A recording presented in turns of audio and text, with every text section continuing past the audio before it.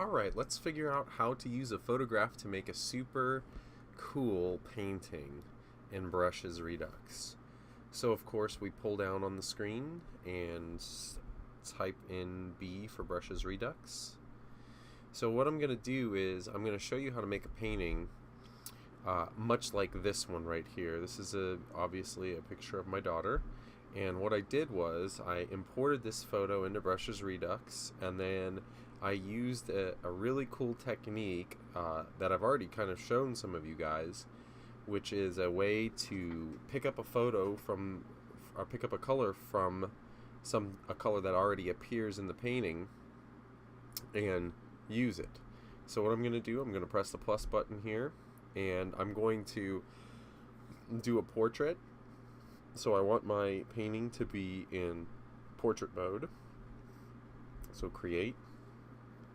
Now, in order to import a photograph, what we need to do is we need to use the photo button that's in the upper right hand corner. It's a little rectangle with what looks like a mountain landscape and a little sun up in the sky.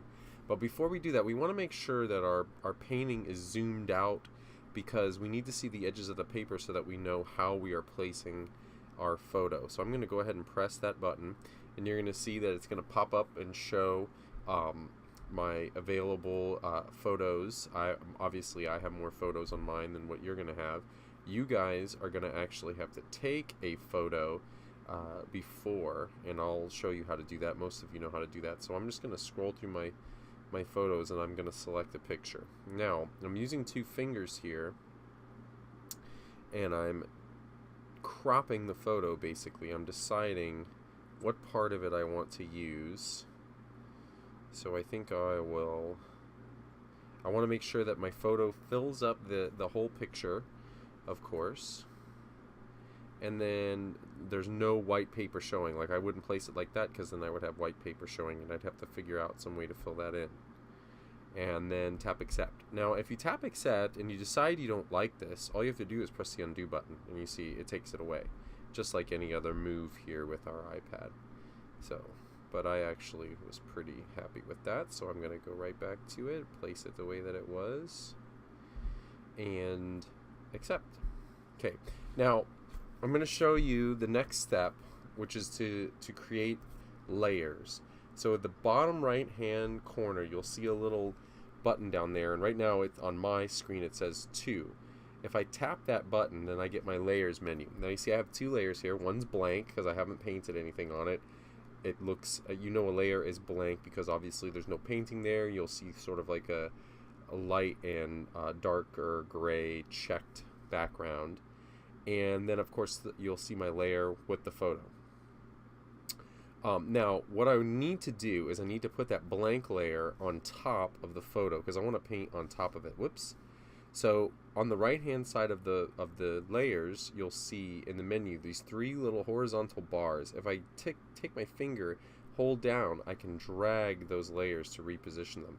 So now I have the top layer, which is blank, which I'm going to make my painting on, and then I have the photo layer. I'm actually going to create another layer by pressing the plus button in the upper right hand corner, but I want that one to actually be below the photo. So I have a blank layer on top of the photo, and I have a blank layer below the photo, and I'll tell you what that blank layer below is for later.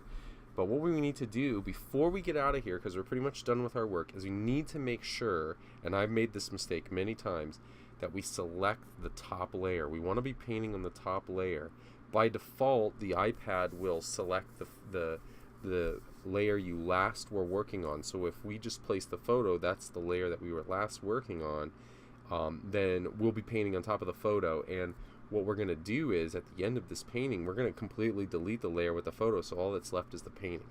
So once you make sure you have the correct layer highlighted blue, then you're done with the layer. You can press the same button to get it to go away. Now, we're not going to use this menu at all, except to do one thing, and that's to create a background. But we're going to do that at the very end, or maybe sometime in the middle. What we're going to do is we're going to pick an area to begin, and we're going to make sure we have our brush slider on about 40 is probably good. Now we could do this technique and make a really, really hyper-realistic painting if we wanted to. And you'll see what I mean in just a moment. But I actually don't want to do that. I actually want to sort of stylize this painting. So what we're going to do is we're going to take our finger and hold down, and you'll see the ring. Now, you see the ring, as I move it around, it's picking up color from the photo. So what we're doing is we're actually selecting colors from the photo, and we can paint with it. We can also change what our painting looks like with the type of brush that we're going to use. So I'm going to use one there that you see selected in blue, looks sort of like an airbrush. If we use any of these other ones, it would completely change the look of our painting. So I want it to look like that, with this airbrushy brush stroke, not like a super hard line like a top brush that we used before. Now, once I've got that, all I'm going to do is I'm going to start painting. Now, whenever I show people this, they always say the same thing to me. They say, "Oh, Mr. Hitchcock, that's going to take a long time." Well, it doesn't take quite as long as you might think. That painting that you saw of Emma that I actually did that a few days ago. I think I spent about 25 minutes on that. So once you get this down, of course, there's factors here that will change how long it takes. Like, for instance, if I do a smaller brush stroke, then it's going to take a lot longer because I'm using less of a mark to fill in a space. So, and all I'm doing is I'm just making marks. I'm just making, if this was a real painting, it would basically be like a brush stroke, a splotch of paint here and there. I'm not worried about making it super accurate. That's going to make my painting have a unique look. Sometimes you have to wait for the ring to pop up, by the way. Sometimes it likes to be a little funky there, and it doesn't want to pop up when you want it to. Whoops. Of course, if you make a mistake, which you probably will do a few times here and there, use that undo button. So all I'm doing right now, as you can see, I'm just filling it in. And at this point, it's just focus, concentrate, and relax. Very important to relax in this, because you're going to sit there and think. If you think about it too much, you're going to think, "Oh, this is going to take forever. Oh, I don't want to do this." But if you just relax and concentrate on what you're doing, make your mind filled only with what you're doing, those thoughts won't bother you so much. And this is something that artists learn how to do rather well, is to sort of block out everything else around them and only focus on. You see, I'm starting to have trouble talking now, because now at certain points here, you're probably going to need to change your brush size just to fit into smaller areas. And you notice that, like, even with this eye here, it's very abstract what I'm doing. Very abstract. I'm not trying to make it super accurate to the photo that was there. Because then I'd just have a copy of the photo. I'd have a very laborious, long, boring copy of a photo, and I don't want that. I want this to become a painting. In a way, this is sort of like tracing. If you were to take a photo and you were to take a piece of paper and lay that you could see through, lay it on top of the photo, or comic book character picture or whatever, it doesn't have to be a photo, and you were to trace it. It is sort of like that in a way, but in another way it's not like that, because I'm not really tracing it. Tracing is a way to sort of replicate an image in a very exacting way, and that's not what I'm doing at all. I'm abstracting this photo. I'm making this photo into a work of art. I'm being creative with the way that I do this. And if you think about it, there's a lot of things that I could do with this technique to change it and make it different.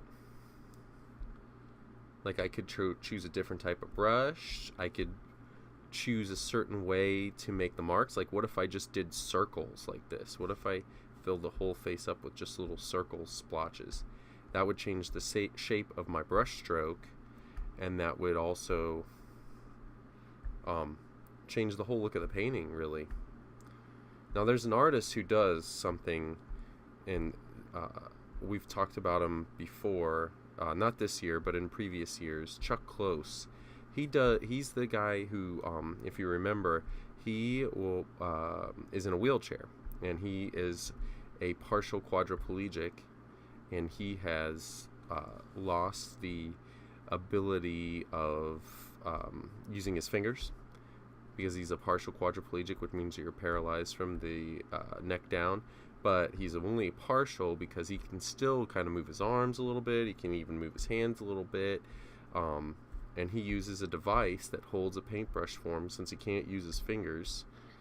And he makes paintings much in a similar manner, although he breaks the face up into very small pieces. And each piece, like a grid, he paints these abstract sort of shapes. I'm going to make my brush stroke a little bit smaller. And you can see I've got a lot of the face done here. Now, I want to stop for a moment here and show you what that bottom layer is for. So, when you're doing this, if you open up your layers menu, you can see how much you've covered. And the way that you would do this is, if you look at the layer with the photo, you see there's a little eye right there. If I shut that eye by tapping it, then all I can see right now is my painting. That layer is hidden, in other words. So you can see, now that I've hidden that layer, I've got all these little gaps in my painting. And I could go in and I could fill those in. But a quicker way to do it, and a way that I think is interesting, is to use this bottom layer here and to choose a background color. So maybe I do gray like this, and then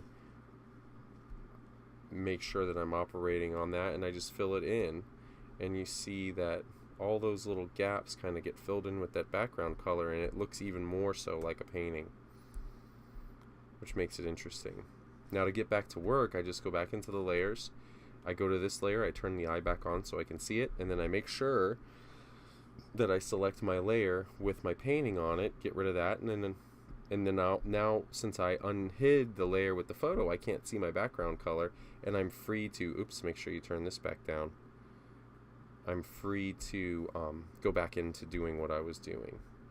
And you can really do that anytime. You could do that at the very beginning of the painting, create that background color at the beginning if you wanted to, or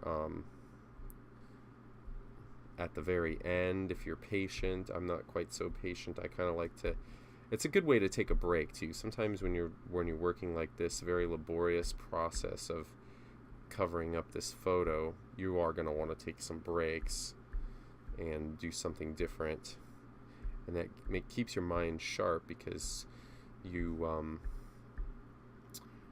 if you keep doing the same thing, you get rather tired of it and you may not finish what you're doing. But there's a huge payoff when you finish a painting like this. It's very cool to see a finished painting in this style and look at it and know that you made it. Other people will be very impressed at your painting, and you'll probably amaze yourself a little bit.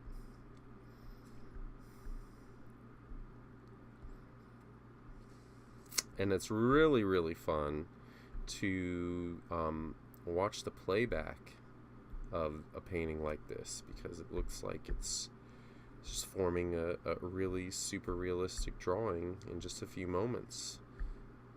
So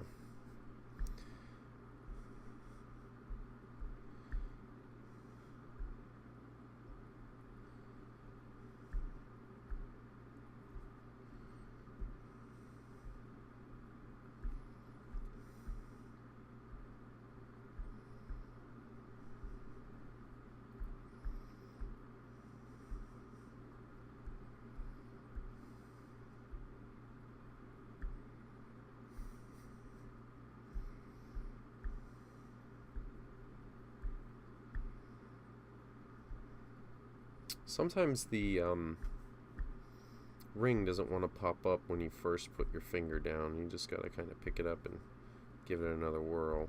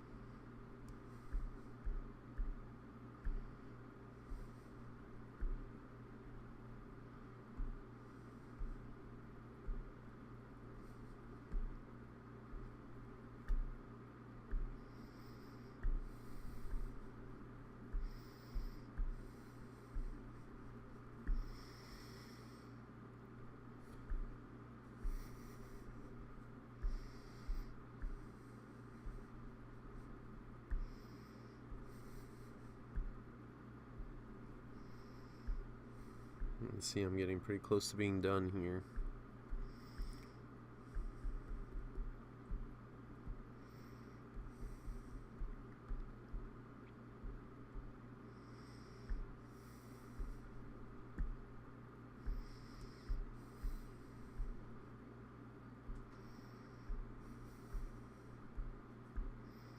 You can kind of tell the difference between the photo itself and the painting. Once you start to paint for a while, you'll see that the areas that have more of a pixelated look are definitely from the photo, and the areas that have more of a smooth look are where you've put down color. Looking pretty cool now. Getting closer to being done. Now, I'm not going to worry about the background of this photo so much.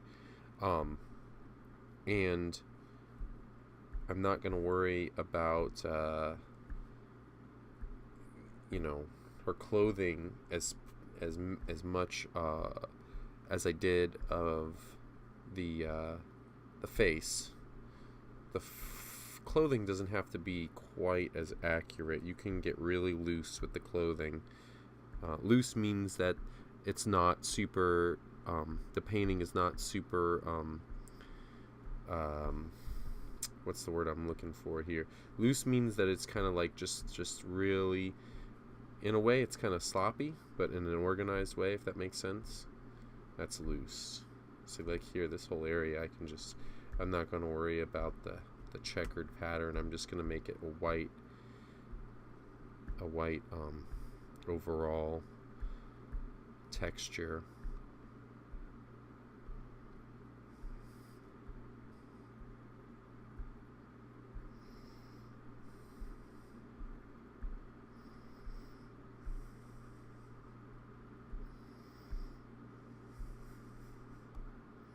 And this is not something that we would do in the regular art class, because this is a much more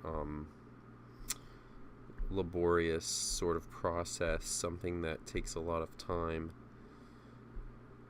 So I'm only making this video, honestly, to show you guys at home who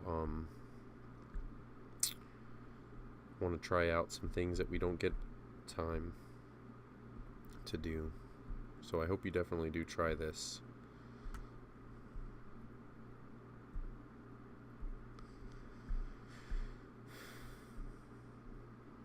Oops.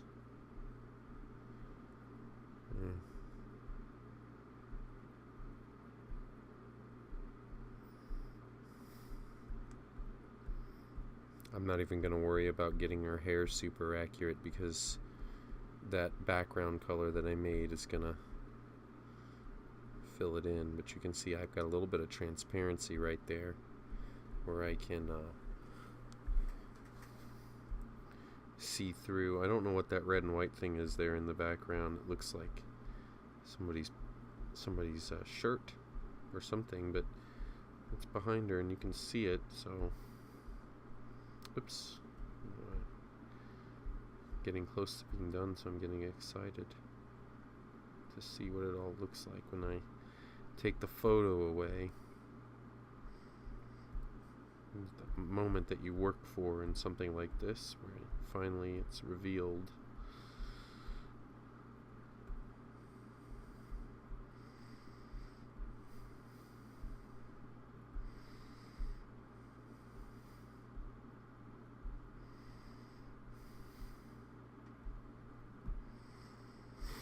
Getting closer, getting closer. And, if you get tired, take a break. Come back to it.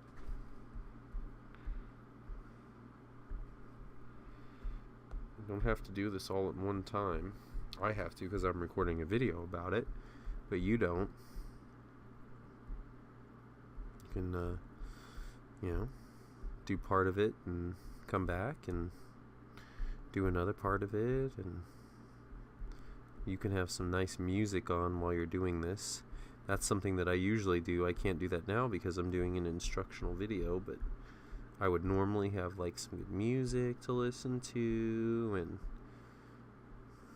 and enjoy it. It's fun.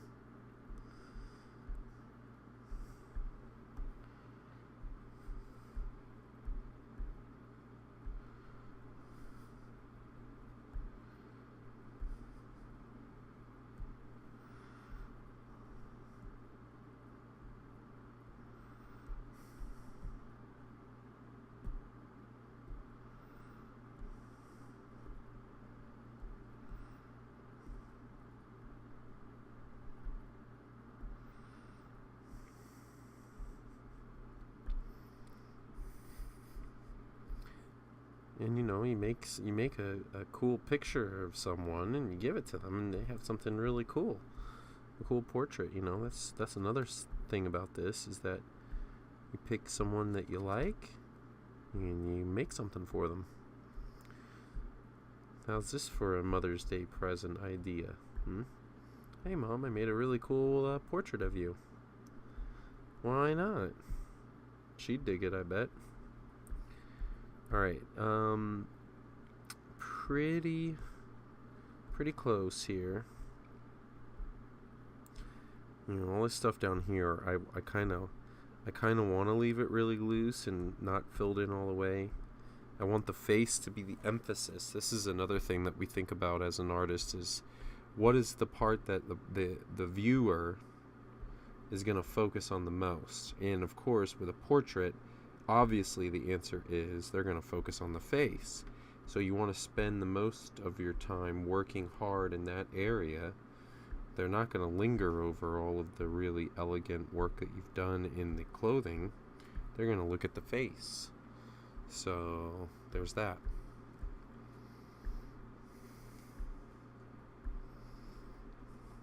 And that's sort of like a little way to get yourself out of having to do a huge amount of work down here. Unless you want to. Of course, there's always somebody out there who is a perfectionist and wants to, make this part as fabulous as the face. It just depends on what your style is, what you're going for. I kind of like that, the sketchiness of art, the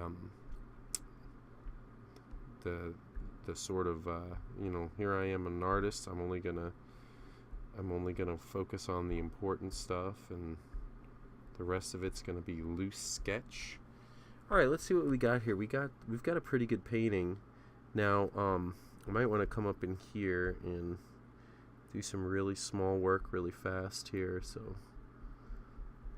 this will contrast a little bit with the back. I'm trying to get a dark color like that. There we go. And I'm just going to use that color for all this. And then these will weave up into her hair here. So pretty good. All right, so let's have a look at what we've got. So we'll move that over, and yeah, it's pretty good. Now, I think that a darker color for this background here will be more effective. So what I'm gonna do is I'm gonna move this down to here. Yeah, that's probably good. And I'm gonna go back over to here, and I'm just gonna, yeah, that's better. Why is it that a darker color is better? Well, you want the background to move to the back. So darker colors or cool colors do that. Brighter colors pop out at you. So you want to have a little bit of contrast in there. I think I'm going to grab this color over here. And she had a little bit of those hair. Whoops. See, this is where you've got to make sure you're on the right layer. And you've also got to make sure that you're using the right size. So she had a little bit of those types of hairs over here. And maybe just a few of these lighter colors coming through here just to make it pop out a little bit more. In fact, we could even do really, really skinny lines to really look like, yeah, see, look at that. That really looks like hair. Just for some highlights to pop out from the background, It's a nice little finishing touch here. And she's got a little bit more here. We might even get really clever and come in here and just do a few of these right in here. And we might get really clever with ourselves and choose a really dark color like this and go into the eye. And just make a really tiny mark right in there. That's actually probably could be a little bit darker. Right in there. And could be a little bit bigger actually. You know what that is. That's the pupil. We could even be really clever with ourselves and come in there and do a little line just like that, just to emphasize the eye a little bit. And do that little mark right there. Yeah, that looks good. Okay. So, yeah, I think I'm going to end this painting right here. I'm going to tap back to the gallery, and I'm going to name this Emma Miranda, because that's who she's dressed up at. That's what she was for Halloween. And this one is just... And there, by the way, Emma's getting all the attention here because she's the one that likes to load selfies onto my iPad. So she's getting it. Emma and then Emma Miranda. And then we can open up our painting and we can press the play button and watch our work here. And it's going to be a long video. Long video.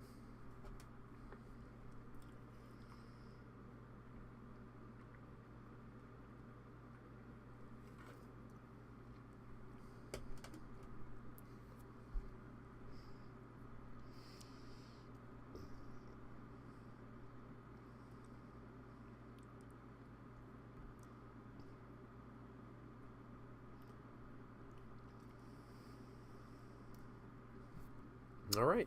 Well, you know, if you watch this video and you want to try this technique out, definitely upload it to Art Sony and let me know what you thought. I know you guys will do something really great. So, thanks for watching.